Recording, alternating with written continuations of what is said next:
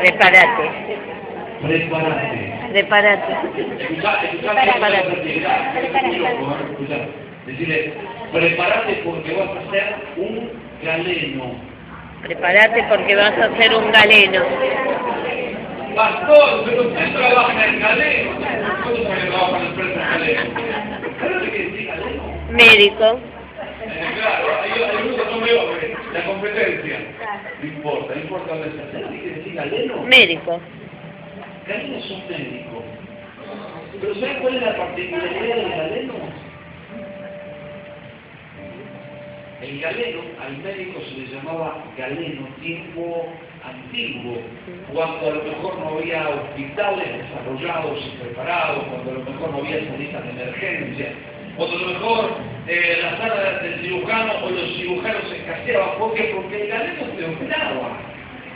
El galeno te ayudó a tener parto, a parir.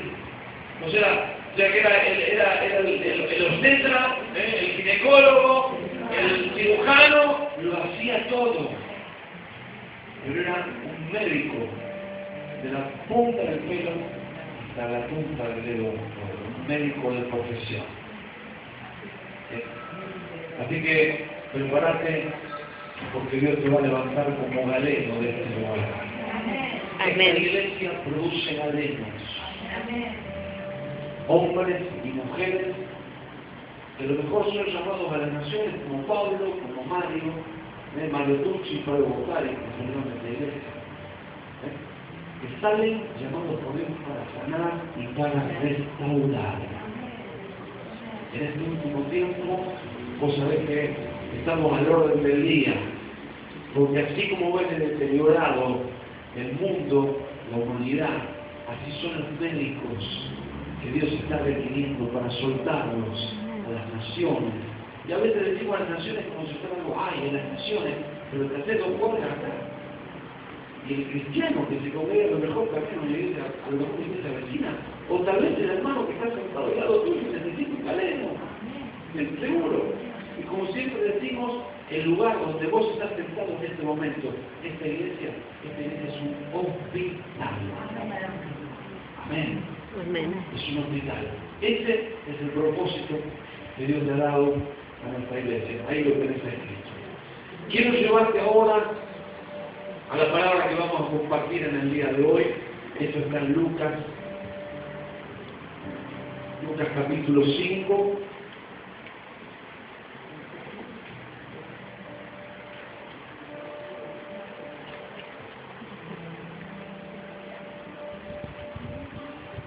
Lucas capítulo 5. Pastor, escúcheme, el domingo pasado leyó capítulo 4 y capítulo 5. ¿Otra vez o no leer el capítulo 5?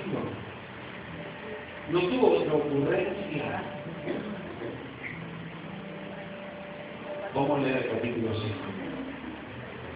Como con una pinza de decir, esto no está, pero yo este texto lo leí hace un mes atrás y Dios me habló de una manera, pero ahora lo estás leyendo otra vez y Dios está hablando otra área de tu vida y le está sanando con la misma palabra,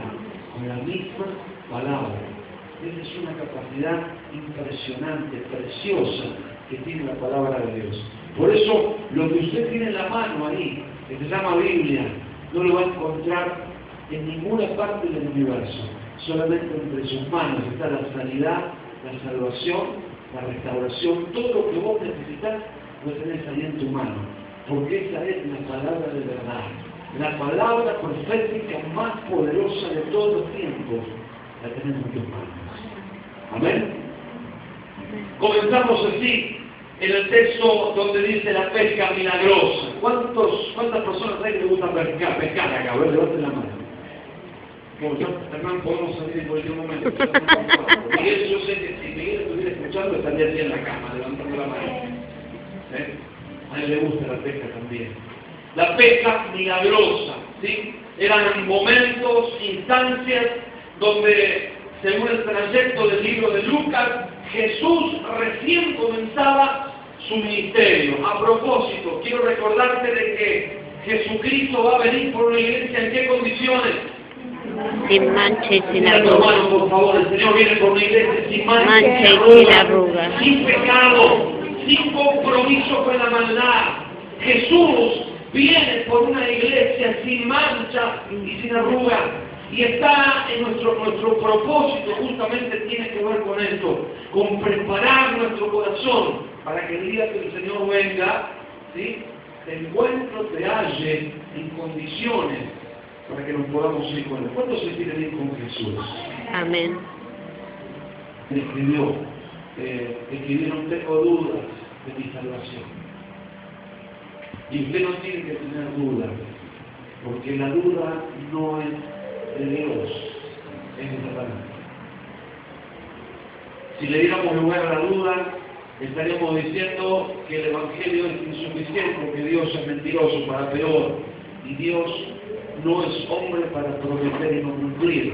Dios cumple sus promesas siempre. ¿Cuánto dicen amén a él? Amén. Así que no tenemos que tener duda de salvación. Si alguno tiene duda de su salvación, que es personal, por favor, cuando termine la reunión, venís y me decís, pastor, tengo dudas, y ahí vamos a aclarar y vamos a charlar a mí o a mi esposa. ¿Amén? Amén.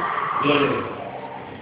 Dice el capítulo 5, aconteció que estando Jesús junto, ¿te dice ahí en tu Biblia? ¿Dice junto?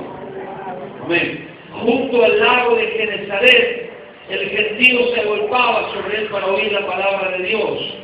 Y vio dos barcas que estaban cerca de la orilla del lago, y los pescadores, habiendo descendido de ellas, lavaban sus redes, y entrando en una de aquellas barcas, la cual era de quién?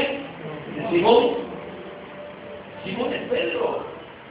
Sí, es el mismo. ¿Y por qué no le dice Pedro?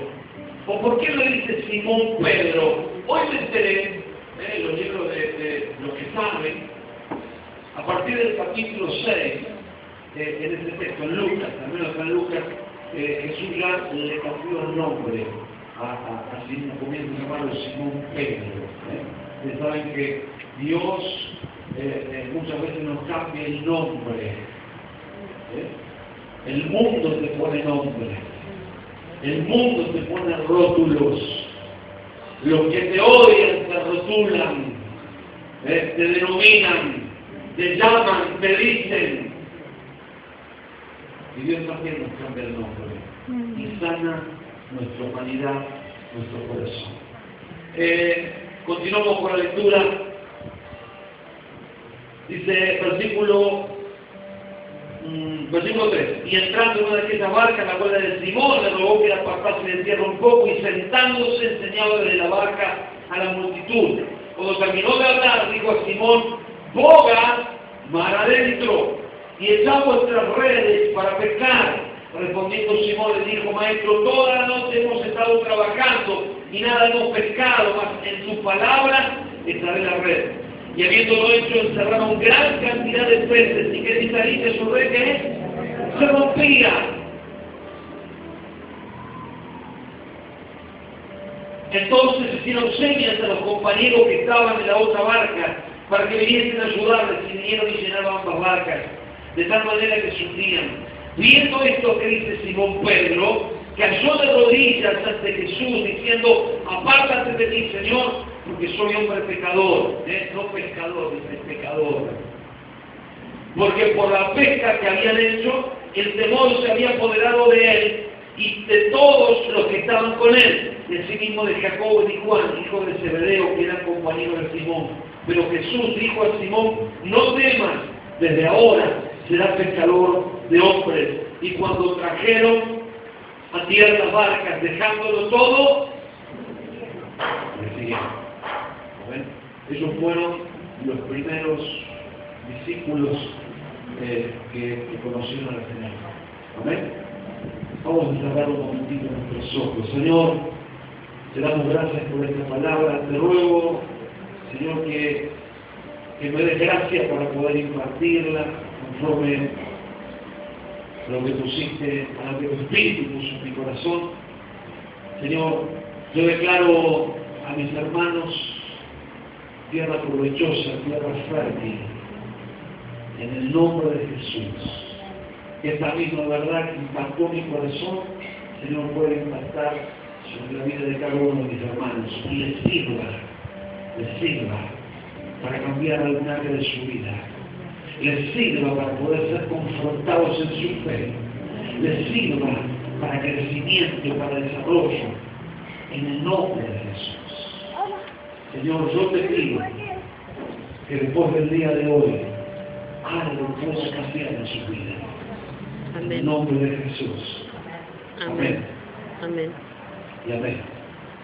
Ahí estaba Jesús, principiando su ministerio, con toda la fuerza de su juventud, con todo el poder, porque Él era 100% hombre, pero también 100% Dios. ¿Sí? Y acá lo vemos, habíamos dicho la semana pasada, que Él en este momento estaba entrando a Galilea, en el mar de Galilea, y específicamente estaba entrando en qué región, la región de Genesaret. Y recuerdan ustedes la semana pasada que habíamos dicho qué significaba, qué representaba Genesaret. Abundancia. Abundancia, plenitud. La abundancia, porque allí hubo abundancia de pesca, ¿no es cierto? Una ciudad justamente Capernaum de pesca, pero lo relacionamos a otra palabra. ¿Recuerdan ustedes? Plenitud. Plenitud. ¿Sí? Quiero que le digas al hermano que está al lado tuyo, Jesús te hace pleno, Jesús te completa. Jesús te hace En pleno. Jesús somos y alcanzamos absolutamente todo. Quiere decir que no con los beneficios de Él, sino con la misma persona de Jesús, podemos sentirnos realizados en todas las áreas de nuestra vida. Ahí estaba Jesús, en Genesaret. Sí, Jesús en Genesaret tiene que ver con la abundancia, tiene que ver con la plenitud. Y lo vemos en un hecho muy particular, porque dice que luego del capítulo 4, él salió de la sinagoga y comienza su ministerio terrenal. Comienza Jesús a andar por las regiones y a predicar el Evangelio y las buenas nuevas. Pero no comienza solo con palabras, sino que comienza también con palabras y con hechos poderosos, porque dice la Biblia que la mano de Dios estaba sobre Jesús. Y donde Jesús iba y hablaba las buenas nuevas, no solamente le salían palabras, sino que había poder. El poder de Dios se manifestaba a través de él. De manera que los ciegos veían, los paralíticos se levantaban, los muertos resucitaban, habían hechos indudables, ¿sí?, por los cuales la gente podía ver literalmente, que no eran palabras solamente, sino que habían hechos que respaldaban la palabra de Jesús. Un mensaje total y absolutamente poderoso, renovador, cambiador, transformador. Y ahí estaba Jesús caminando por Genesaret. Y dice que él llegó a ese lugar y vio dos barcas. ¿Sí? Jesús, cumpliendo su ministerio, vio dos barcas y vio la casualidad que una de esas barcas era de Simón Pedro. Pero hoy quiero hablarte un poquito de Pedro. Hoy quiero hablarte un poquito de esas multitudes, porque dice que donde estaba Jesús, siempre estaba solo o estaba con quién. Rodeado de multitud. ¿Por qué? Porque ¿sabes qué? Las multitudes iban detrás de quién.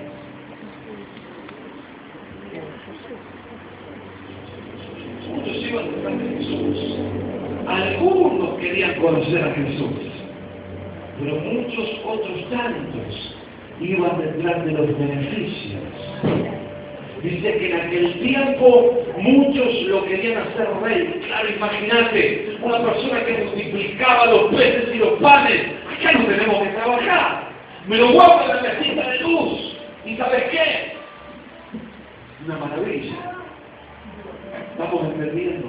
Muchos lo buscaban por los beneficios. Muchos lo buscaban por la suerte o por los beneficios del reino. Y en realidad, hermanos queridos, lamentablemente estamos padeciendo también, muchas veces podemos caer en esa trampa, en el hecho de buscar un evangelio que conforme solamente nuestra necesidad. Hay dolores que son legítimos, hay heridas que son legítimas y de estas el Señor nos quiere sanar. Pero a veces nos encontramos con que solamente estamos buscando a Dios para que conforme nuestras necesidades. Estamos buscando y tratando de edificar un Dios a la medida de lo que yo necesito. Y nos olvidamos de la persona de Jesucristo. Nos olvidamos de la relación personal con Él. Ya a veces terminamos acercándonos solamente para pedir que nos haga tal cosa, que nos haga tal otra.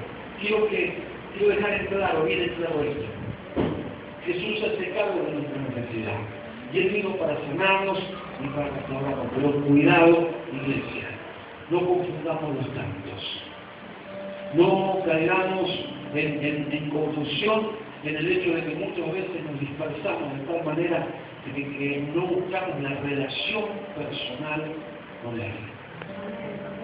Es necesario que dispongas ese tiempo, esos silencios.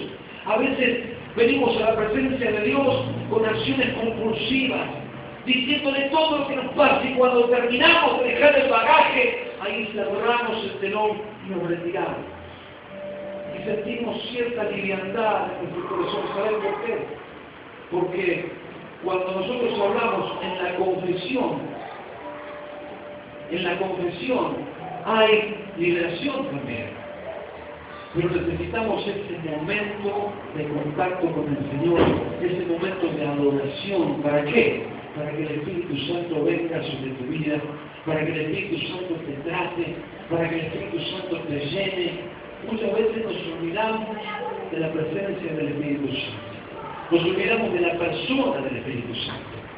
Y Dios quiere seguir tratando con tu vida. ¿Amén? Amén.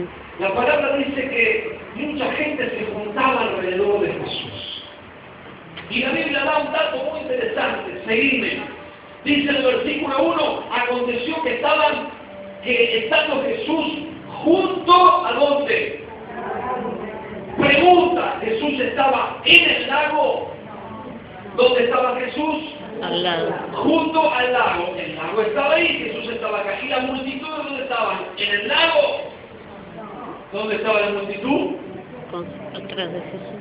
Junto al lago con Jesús. Y dice que Jesús se subió a la barca. Quiero llevarte a tres instancias. Esta es la primera, acordate bien. Acordate bien. En la tierra, y junto al lago, ¿quién estaba? Estaba la multitud. Pero Jesús pide una barca y sube la barca de Simón. ¿Y qué le dice? Estaba en el versículo dice, y vio dos barcas que estaban cerca de la orilla del lago. Una cosa es estar junto al lago o cerca de la orilla del lago, no es estar en el lago. No es mojarte las patas. ¿Por qué? No es estar adentro, sino junto al lago. ¿Estamos entendiendo? Entonces Jesús le dice a Pedro, me prestás un ratito. Porque, mira, voy a discipular, voy a enseñar. Y ahí Lucas lo escribe de esta manera en el Evangelio. Jesús se subió al barco y le dice, apártamela un cachito, por favor. Separámela un poquito de mí. Entonces, Jesús, Pedro, ¿dónde estaba?